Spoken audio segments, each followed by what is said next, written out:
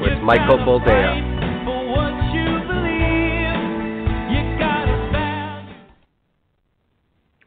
All right, welcome to the program. Thank you for joining us. This is the Light of Truth radio broadcast. I am your host, Michael Boldea.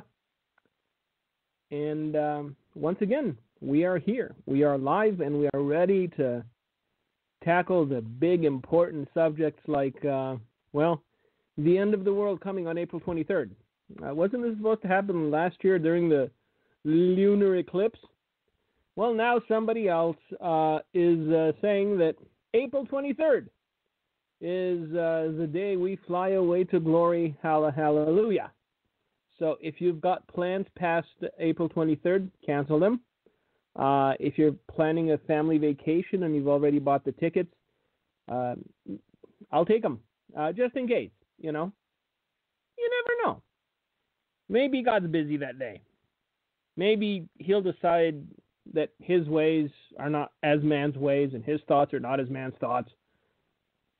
So, you know, it won't be April 23rd after all. But we're going to get into it a little bit because it's a name that at one point was well known among the prophetic circles. That is insisting that, yes, is it April 23rd or is it September 23rd? Nobody really knows. We'll see. We'll talk about it. Another thing that I think is a little more pressing, at least if we do make it past April 23rd, that is the fact that the Syria situation has effectively gotten to the point where we either have no choice but to do something very, very bad or back off and show the Russians our belly. Now, if you don't know what took place last week, there was another gas attack in Syria, and the news and the media was quick to pepper the screens with pictures of children getting their eyes washed out, etc., etc. And from where I sit, from my vantage point, there are three possible scenarios. Al-Bashir is a complete moron, which is highly unlikely given the fact that he had a brilliant Western education and that he's been able to hold the helm of Syria for quite some time. Or the Russians put him up to it to goad America into doing something it had no intention of doing up until that point.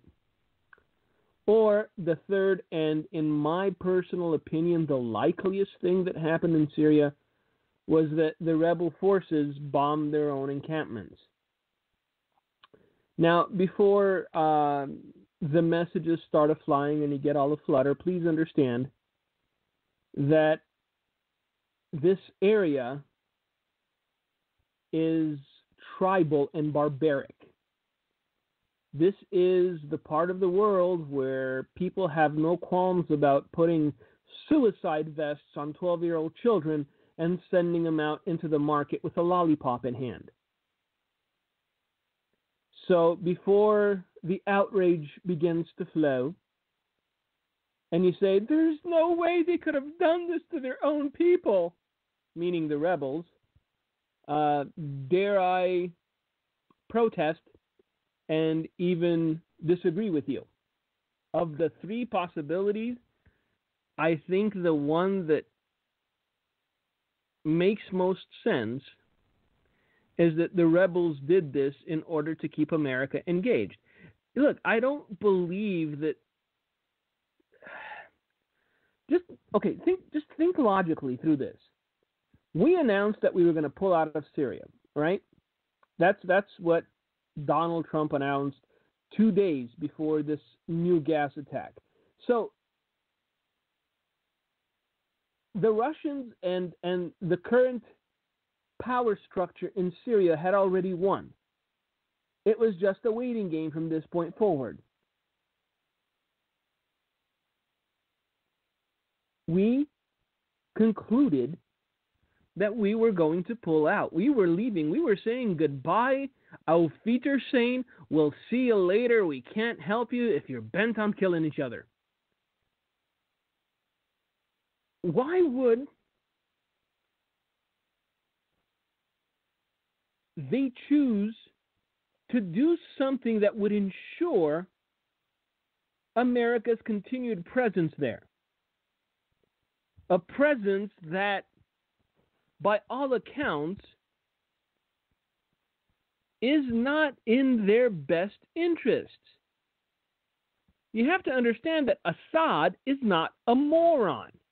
You don't remain the ruler of a tribal society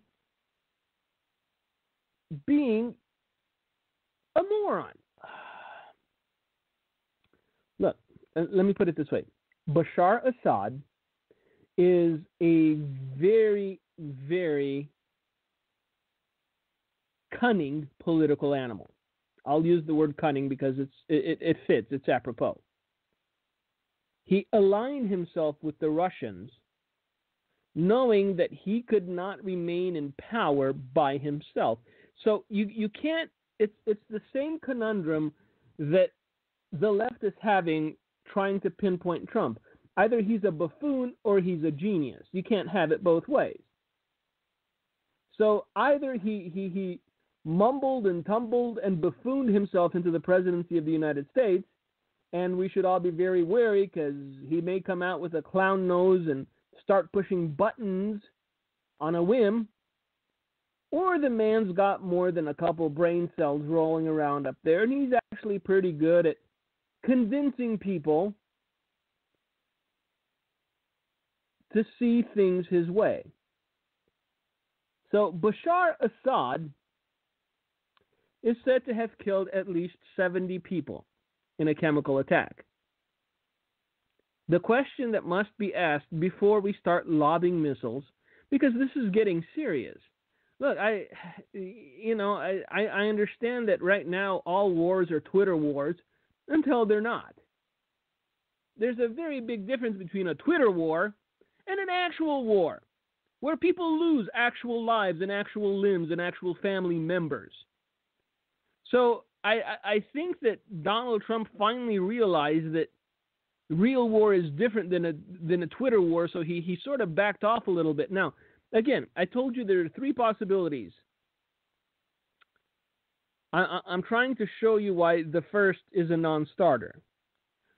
Bashar Assad did not launch this chemical attack because it was not politically expedient for him. There was nothing to profit from it.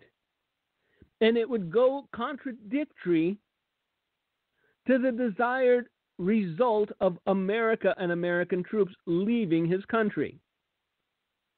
The man had all but won. All that was needed was a marching band and some confetti. It's like running a marathon, and 10 feet before the finish line, you smack yourself on the knee with a hammer. People don't do that. At least not people who've had the political cunning to remain in power for so long. Now, the second possibility was that the Russians put Assad up to this, and because Bashar Assad is dependent on the Russians for his continued existence, basically, if the Russians told him to do it, he would have done it. Now, if this is the case and the Russians instructed Bashar Assad to launch another chemical attack, of the three scenarios, this worries me the most. Because it means that either the Russians are trying to pick a fight, which means that, remember a few programs ago we talked about Putin winning election again and then, flexing his muscles, as it were? after the election. If the Russians put Assad up to this, then this is a pure power play. And this is a put up or shut up moment for the U.S.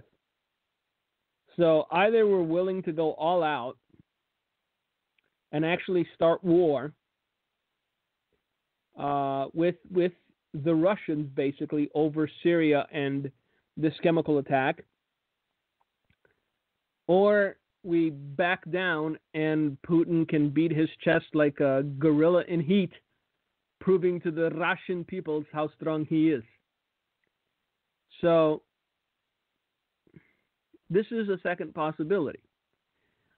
This possibility is more probable than the first, that Bashar Assad all on his own decided, hey, I'm going to get the Americans to stay and make my life a living hell. Boom, boom, boom, 70 people dead. Personally speaking, I don't believe that the Russians have consolidated enough power to have instructed Bashar Assad to launch this attack. I think they're still working behind the scenes. I think that the recent, let's call it, enchantments, courting, if you will. The recent courting of Turkey by the Russians is one of the things that I've been looking for, and it troubles me. But yes, courting is the word I was looking for. The recent courting by the Russians of Turkey is another piece to this, and I think the Russians have a couple more countries that they need to get on their side in order for them to hedge their bets. Look, nobody starts a war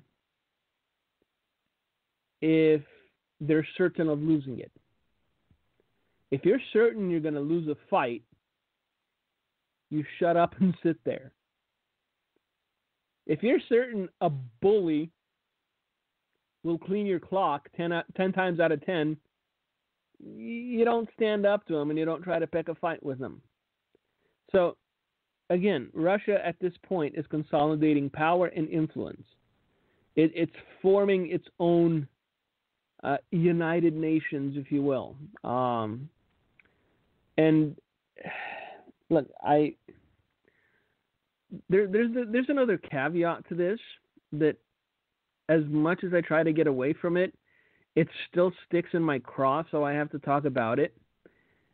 Anytime Lindsey the Gentleman Graham and the Maverick himself, John, I want to see war, McCain, insist on something, and they agree on something, and they're very enthusiastic about something, the good of the country is the complete polar opposite of what they want. So right now, even given his age, John McCain is all aflutter, excited if not aroused by the prospect of war again. And that should be an alarm bell to this administration, real loud alarm bell. Anytime John McCain and Lindsey Graham tell you should go to war, take 2 steps back, analyze the situation, and make sure that it's not propaganda that's being fed to you. Look, I think that this entire thing is a propaganda campaign being pushed by the rebels in order to get the Americans to do their dirty work and remove Bashar Assad. Of the 3 possibilities, this is the most probable. This makes logical sense because the first makes absolutely no logical sense. The Americans announced they were leaving Syria. They announced they were pulling out. It was over. Bashar Assad would stay in power. The rebels would still, do their thing. Because it's a region of the world that's been in conflict for thousands of years. We're not going to fix it, children. I don't care how smart Trump thinks he is. I don't care how well of a negotiator. You're not going to fix the Middle East. There is no peace. It is a cult of blood and death. It is barbaric to the utmost. And this is why, yes, I fully believe that the rebels would gladly kill 70 of their own in some dinky little village to get the Americans to start bombing Assad again.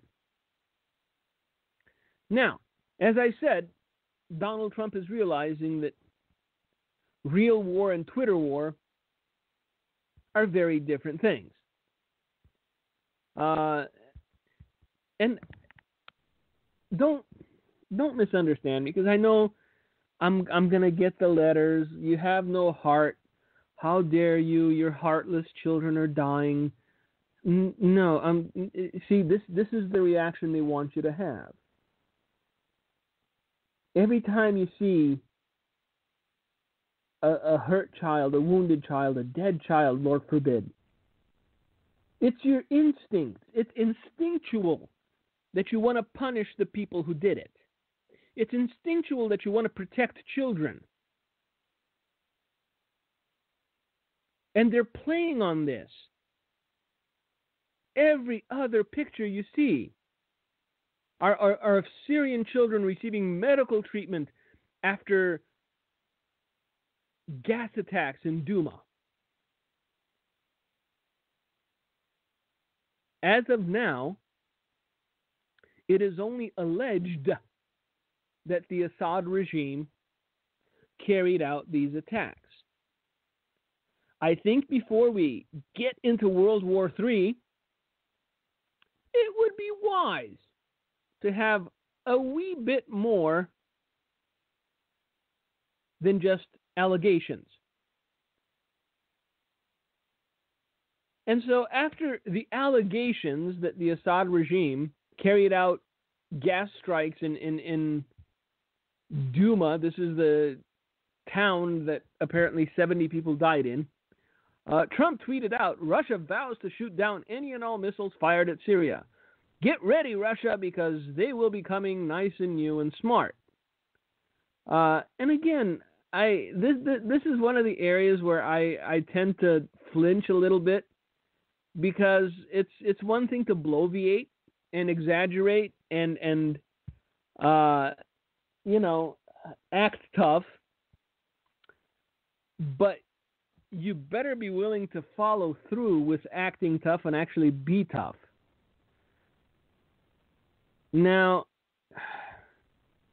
the Russians stood their ground on this because, look, this thing is so suspicious. It doesn't smell, it stinks. It really does. This entire thing stinks to high heaven. The timing of it, all the pictures coming out professionally done of children getting their eyes, washed out and using breathing apparatuses. Look, be sure it's not just an allegation.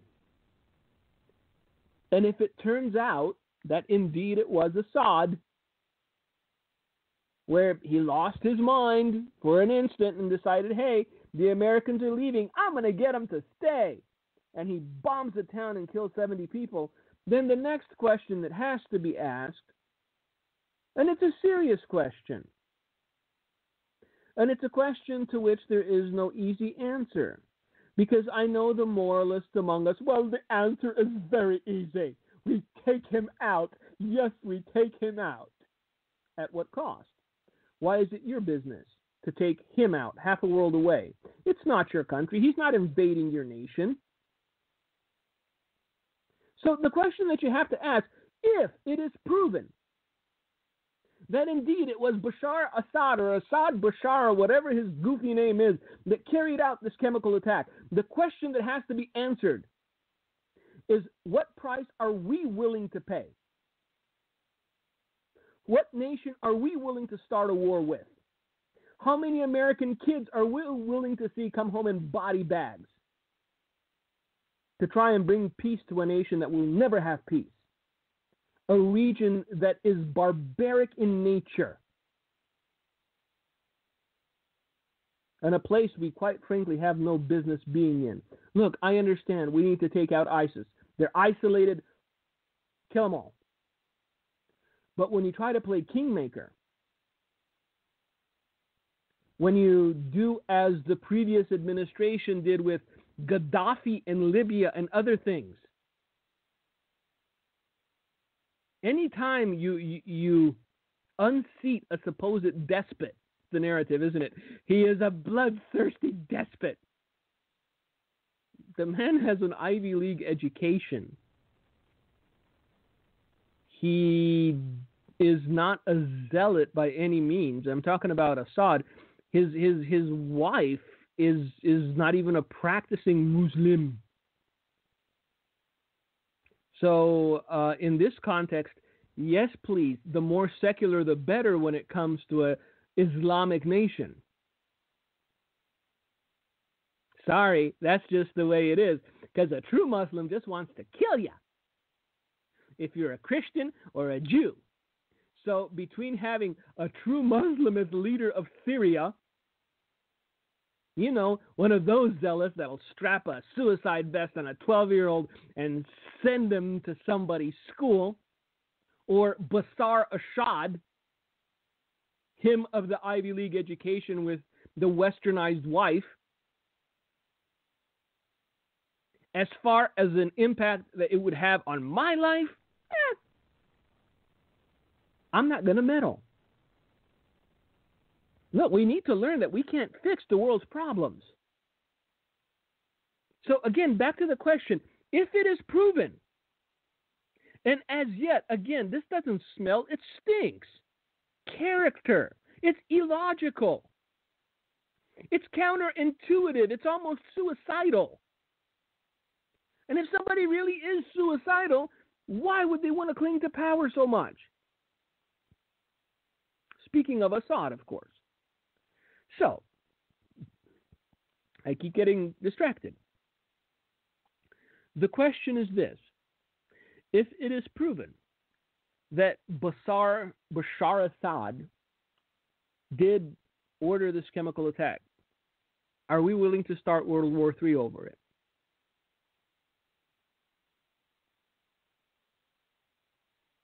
Because I guarantee you, if this thing escalates and one thing leads to another, it won't just be a war that we're fighting over there.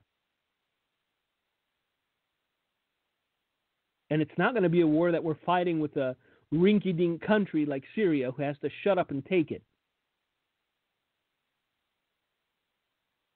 The Russians have made it very clear that they have no intention of stepping aside.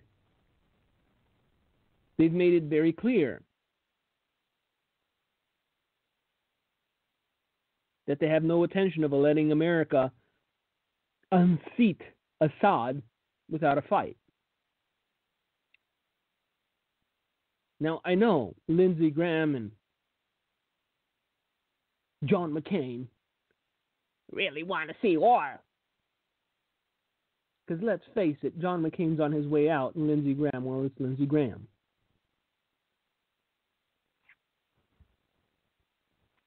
How come it's always the people that have the least probability of seeing bloodshed that are most often willing to instigate it? Lindsey Graham is not going to grab an M16 and go to Syria to kill the bad guy. Neither is the Maverick. But they sure are excited about the prospect of other people's kids going to die, huh? So that's the question that we have to answer.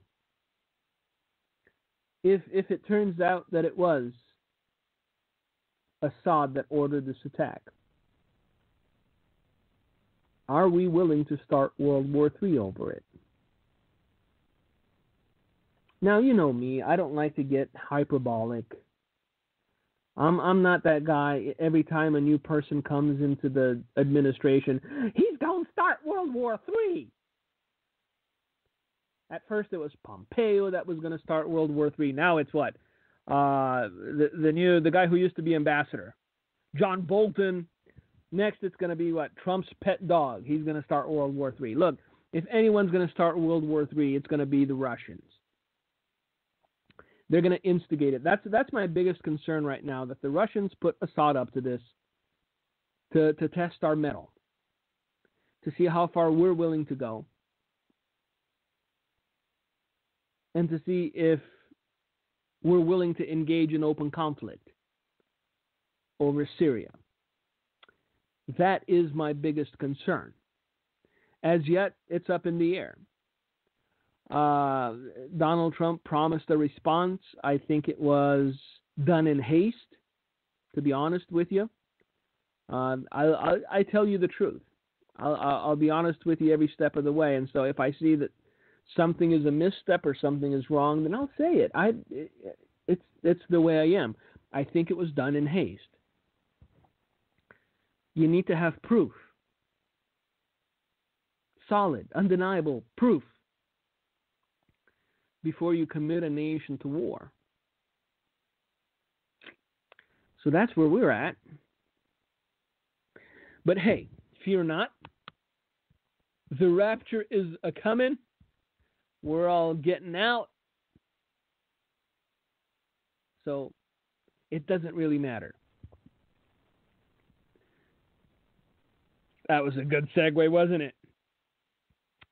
So let's read a little bit about this, because I find it fascinating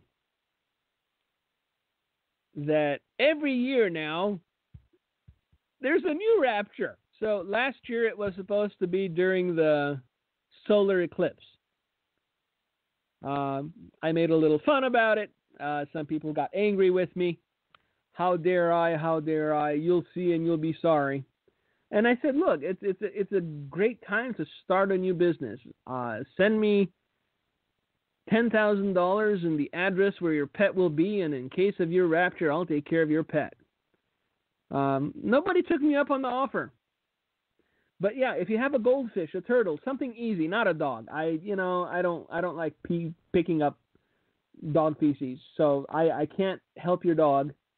My wife's allergic to cats, so can't do cats either. But if you have a fish, even a rabbit, my daughter loves rabbits. A fish, a turtle, and you're planning on being raptured April 23rd, $10,000 will have a great caretaker for the rest of its life, your pet. And in case I too get raptured, I will make provision for a Lutheran to take care of the animal farm, because let's face it, Lutherans don't believe in the rapture anyway. Haha. I kid. Of course I kid. But yeah, let's get into this, because if it weren't, look, if people weren't believing this, even though they got burnt last year, and if they're not going to believe it next year, even though they got burnt this year, it would be funny. But people are believing it. And they're altering their lives. They're disrupting their lives, their families' lives. They're picking up and selling everything and doing things that will affect their families, their children, for the rest of their lives, because they believe this. According to conspiracy theorists, codes in the Bible suggest the end of the world is imminent, with Earth said to be destroyed on April 23rd. So, if you've got plans past April 23rd, I'd reconsider. All right, one theory suggests the end times dates back to astrological constellations appearing on November 23rd, matching the book of Revelation 12:1 and 2. You know what? If Jesus spoke of numerology, I'd give it a whirl. But since he didn't, I'll take his word for it when he said, no man knows the day or the hour. So, between numerology, I know a gypsy lady that reads tea leaves. Maybe she can tell me the day of the rapture. Anywho, the passage signals the start of the rapture and the second coming of Jesus Christ. The passage, 12:1 and 2, reads, "And a great sign appeared in heaven, a woman clothed with the sun, with the moon under her feet, and on her head a crown of 12 stars. She was pregnant and was crying out in birth pains and the agony of giving birth."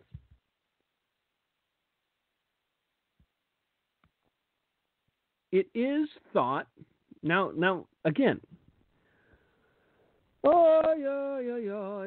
so not only are we into numerology, baby, we're getting into astrology too, because ain't it fun? So it is thought that Virgo is the woman from the passage. Of course it is. Because, Jesus was big into astrology too. On April 23rd, the sun and the moon will be in Virgo, as will Jupiter, which represents the Messiah. Says who? All right, let's continue. This is fascinating. Experts at first dismissed this claim when they discovered this alignment happens every 12 years. However, the conspiracy theories claim another planetary alignment representing the Lion of the tribe of Judah will make this time the rapture. Dun, dun, dun. Christian conspiracy theorist David Meade. I do not know who this is. I do not plan on Googling him. I do not plan on listening to his teachings, because anytime we try to blend astrology and numerology and all the other fun things that the heathen do, allow me to be a little skeptical. So, Christian conspiracy theorist David Meade is the main expert suggesting the end times are here. Well, there's a difference between the end times and the rapture on April 23rd. Mr. Meade also predicts a mythological planetary system known as Planet X or Nibiru will appear in the sky on April 23rd. Now get your binoculars ready, kids. Be the first to see Nibiru. But don't stare straight at it. You got to get yourself some, what do they call them? Eclipse glasses. He claims it will then pass the Earth in October, causing the start of the rapture with huge volcanoes and volcanic eruptions due to its gravitational force. Well, is it in October or is it April? Because I got plans. I need to know, do I have a week? What is it? Today's April 12th, so do I have 2 weeks or do I have 4 months? He said, during this time frame on April 23rd, 2018, the moon appears under the feet of the constellation Virgo. The sun appears to precisely clothe Virgo. Jupiter is birthed on April 8th, 2018. Oh, well, we started down this rabbit hole. Might as well finish it. People have way too much free time on their hands. Wow. I wonder if you had a job, could you still come up with this nonsense? The sun appears to precisely clothe Virgo. I already read the Virgo thing. The 12 stars at that date will include the 9 stars of Leo and the 3 planetary alignments of Mercury, Venus, and Mars. But what happened to Uranus, which combined to make a count of 12 stars on the head of Virgo? There you go. Thus, the constellations Virgo, Leo, and Serpent Ophiuchus. Did you know of Serpent Ophiuchus? You didn't. You knew something now. Represent a unique once in a century. So, what do you mean once in a century? I thought this was a once in a world planetary alignment thing. Is it once in a century? Well, now I'm kind of disappointed. Once in a century. Sign exactly as depicted in the 12th chapter of Revelation. This is our time marker.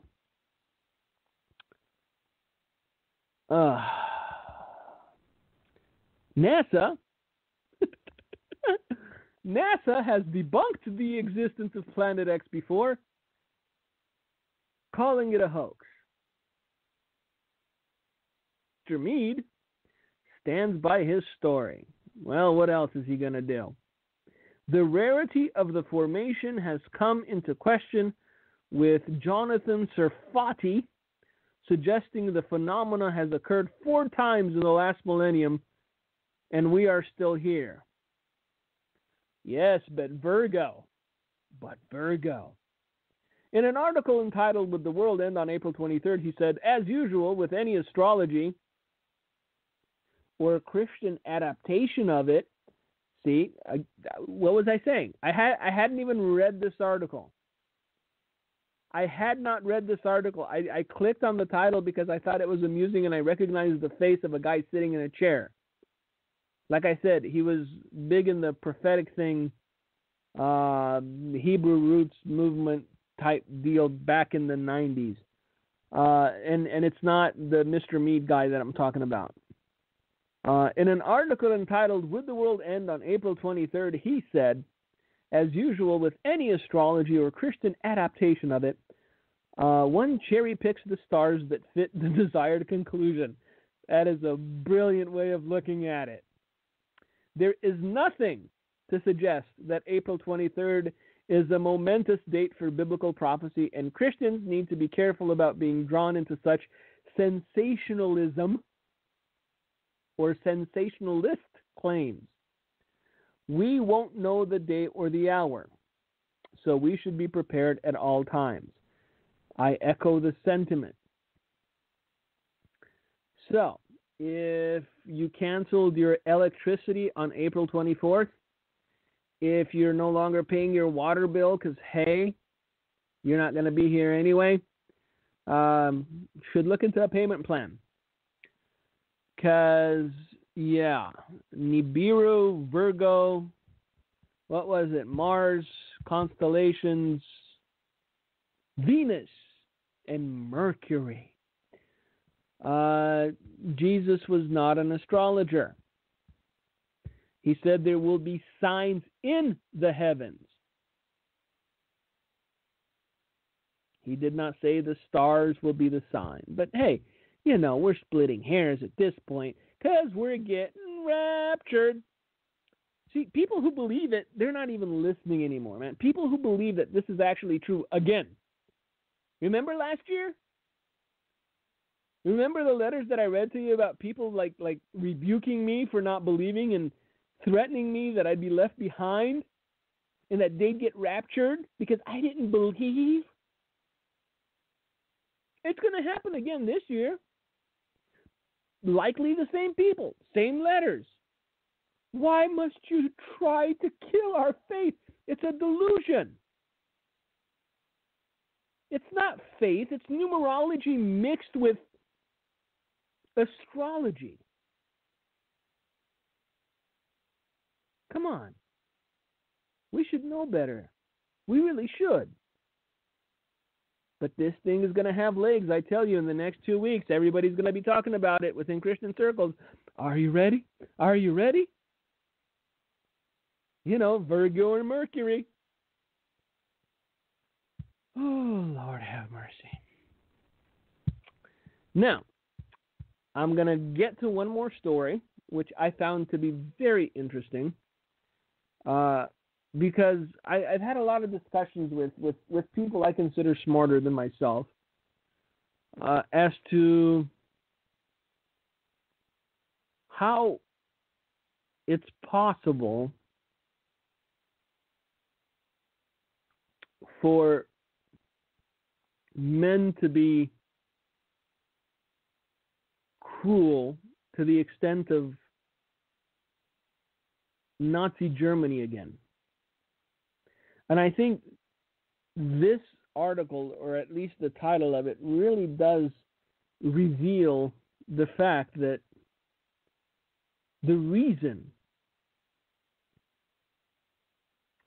there is a cyclical nature to the cruelty of man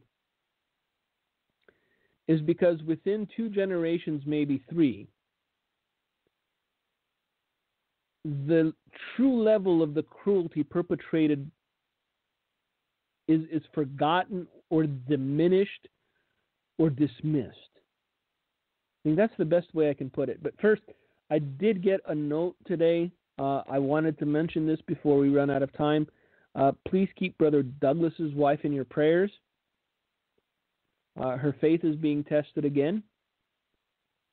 Pray that it does not fail. I've been praying for her ever since I got the message from Brother Douglas. We know that God is able.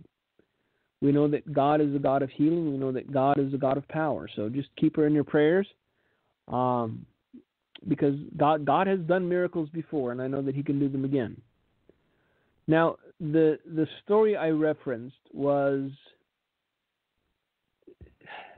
in a nutshell, I guess. Let's start there. In a nutshell, 4 in 10 millennials don't know that 6 million Jews were killed in the Holocaust. 4 in 10. Now, of course, these are the same millennials that we're supposed to allow to berate and browbeat us into giving up our rights. These are the same millennials we're supposed to lift up as the new generation of geniuses who will show us the way to peace. This, the millennial generation, that we are supposed to bow to and do as they say because they know better. 4 in 10 of these Tide Pod eating half-tarted kids don't know that 6 million people died in the Holocaust. And I'm supposed to take you seriously when you tell me that I'm supposed to give up my rights? Let's get to the story. More than 1/5 of millennials in the U.S., 22%, haven't heard of or aren't sure if they've heard of the Holocaust, according to a study published Thursday on Israel's Holocaust Remembrance Day. The study, which was commissioned by the Conference on Jewish Material Claims Against Germany and conducted by Schoen Consulting, also found that 11% of U.S. adults overall haven't heard of the Holocaust or aren't sure if they did. I want to know if they ask that same group of millennials if they've heard of Taylor Swift, and what percentage had never heard of Taylor Swift. I guarantee you it wouldn't be 22%. But hey, the children, listen to the children. Buffoons. Additionally, 41% of millennials believe 2 million Jews or fewer were killed during the Holocaust, the study found. 6 million Jews were killed in World War II by Nazi Germany and its accomplices. 2/3. Just listen to this. Let your mind be filled with sadness and woe. 2/3 of millennials could not identify in the survey what Auschwitz was. 2/3. That means 2 out of 3 identify in the survey what Auschwitz was. The survey found there are critical gaps both in awareness of basic facts as well as detailed knowledge of the Holocaust, said a news release on Friday. A majority of American adults surveyed, 70%, agreed with a statement reading, "Fewer people seem to care about the Holocaust as much as they used to." And 58% of Americans believe that something like the Holocaust could happen again, this survey found. Exactly. The reason something like the Holocaust could happen again is because fewer people seem to care about the Holocaust as much as they used to. If you forget the atrocities of the past, you are sure to be visited with atrocity in the future. The study on Holocaust awareness and knowledge in the U.S. was conducted between February 23rd and 27th and involved 1,350 interviews with American adults 18 and older. This study underscores the importance of Holocaust education in our schools, Greg Schneider, Executive Vice President of the Claims Conference, said in a statement. There remains troubling gaps in Holocaust awareness while survivors are still with us. Imagine when there are no longer survivors here to tell us their stories. But I'll bet you it wasn't 22% that didn't know who Jay-Z was. Israelis stood still on Thursday for a nationwide moment of silence in remembrance of the Jewish victims as a 2-minute siren wailed across the country. And the nation paid respect to those systematically killed. As every year on Holocaust Remembrance Day, buses and cars halted on streets and highways, and Israelis stepped out of their vehicles, standing with heads bowed in solemn remembrance. The somber day is also marked by ceremonies and memorials at schools and community centers. Restaurants and cafes in the ordinarily bustling streets of Tel Aviv shutter, and TV and radio stations play Holocaust-themed programs. Dignitaries laid wreaths at Yad Vashem, the National Holocaust Memorial in Jerusalem. 1/3 of the world's Jews were murdered in the Holocaust. Israel was established afterward in 1948, and hundreds of thousands of survivors fled to the Jewish state. And it all began with a decree. We want to make you more safe. Give us your guns.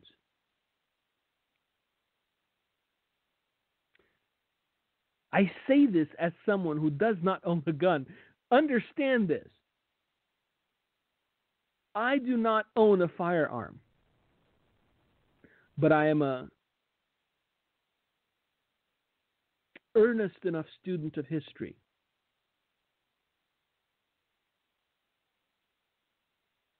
to know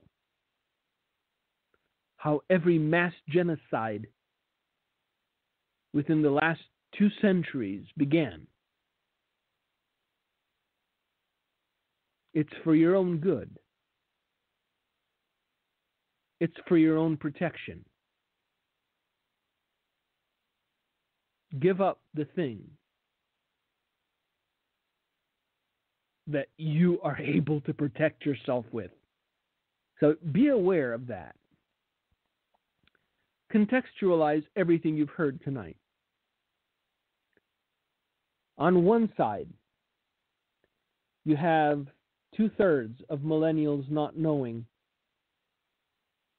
what Auschwitz is. You have 1/3 not knowing what the Holocaust was. And these same indolent, intellectual midgets can't keep from howling in everyone's face that it's time to do something. It's time to grab those guns because, of safety and whatnot. Anyway, it's been an interesting week. I think next week will likely be just as interesting because these are the times that we're living in. Are we going to go to war over Syria? I hope not. But I think that this thing has been played brilliantly by one side and not so brilliantly by the other. So we either project weakness by backing down, or we make the hasty decision to attack without having all the facts, without determining if what occurred was just allegedly done by Bashar Assad or demonstrably proven that it was done by Bashar Assad. Very different things. Allegation and proof. See, you can allege anything. But in order for somebody to be found guilty of it beyond a shadow of doubt. Like I said, this thing stinks. The entire timing of it makes no sense. There's absolutely no reason for them to have done it. For Assad to have gone and actually carried out an attack when the Americans announced that they were leaving his country. This needs to be weighed very carefully by people with more power and influence than me. And hopefully, cooler heads will prevail. If they do not, then the drumbeats of war have just gotten louder. And with that, I thank you all for joining us tonight. Thank you for taking the time to listen. Hopefully, you've learned something. Please, again, remember Brother Douglas's wife in your prayers. And until next time, may God bless you and may God keep you. Gino, it's all yours. Amen. I'd like to remind everyone of the scripture when they say peace, peace, sudden destruction will come. And the Bible's very clear about setting dates. Boy, has our ministry been involved in trying to set the record straight on that one. We have, when me and Mike were touring so much of the time, Mike dealt with the Y2K thing. We had so many people call and email our ministry about Y2K. That was the big deal. You know, the rolling over of the 2000 year, AD. And we kept telling people nothing's going to happen. And they almost looked shocked as if something were going to happen and we were off base. And I know that we went to many places where Mike got that question. Are you all ready and prepared for Y2K?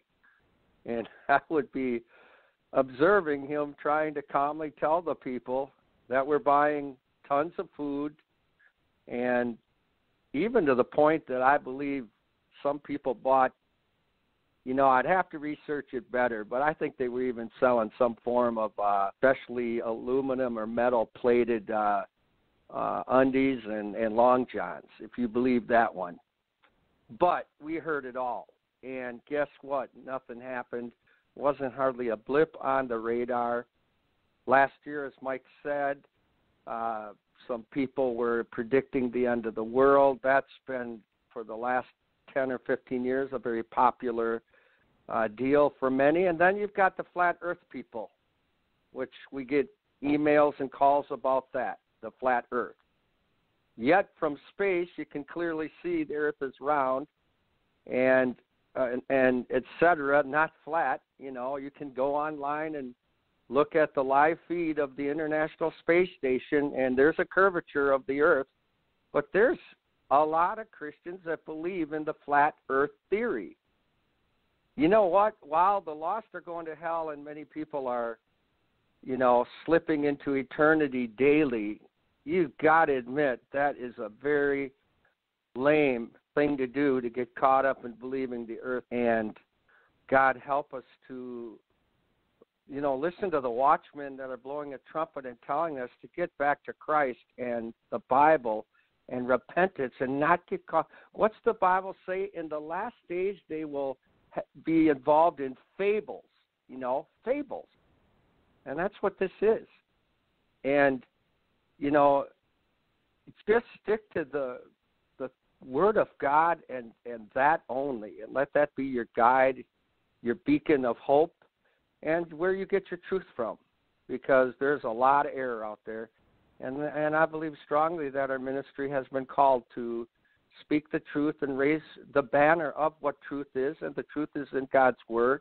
And that's exactly what Mike spoke tonight, that we need to be careful we don't follow these fables and these erroneous predictions. So with that, my little ending to confirm so much of what Mike and I have seen over the years, and Handy Help has heard from others mentioning these things. I pray tonight's program was a blessing to you, and may God richly strengthen you and bless your evening. God be with you.